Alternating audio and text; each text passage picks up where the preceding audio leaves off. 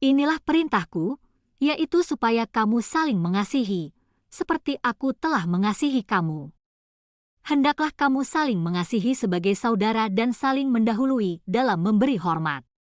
Saudara-saudaraku yang kekasih, jikalau Allah sedemikian mengasihi kita, maka haruslah kita saling mengasihi.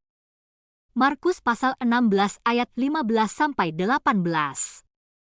Lalu ia berkata kepada mereka, "Pergilah ke seluruh dunia, beritakanlah Injil kepada segala makhluk. Siapa yang percaya dan dibaptis akan diselamatkan, tetapi siapa yang tidak percaya akan dihukum. Tanda-tanda ini akan menyertai orang-orang yang percaya. Mereka akan mengusir setan-setan demi namaku.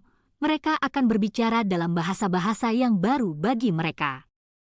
Mereka akan memegang ular, dan sekalipun mereka minum racun maut, mereka tidak akan mendapat celaka. Mereka akan meletakkan tangannya atas orang sakit, dan orang itu akan sembuh." Yang kuasa, jiwaku ditebus olehnya, jiwaku ditebus olehnya. Mari beri tepuk tangan yang meriah bagi Tuhan Yesus. Terima kasih. Haleluya. Mari silakan duduk, kita akan dengarkan firman Tuhan.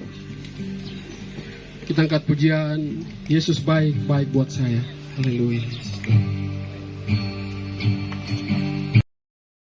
Karena begitu besar kasih Allah akan dunia ini, sehingga Ia telah mengaruniakan anaknya yang tunggal, supaya setiap orang yang percaya kepadanya tidak binasa, melainkan beroleh hidup yang kekal.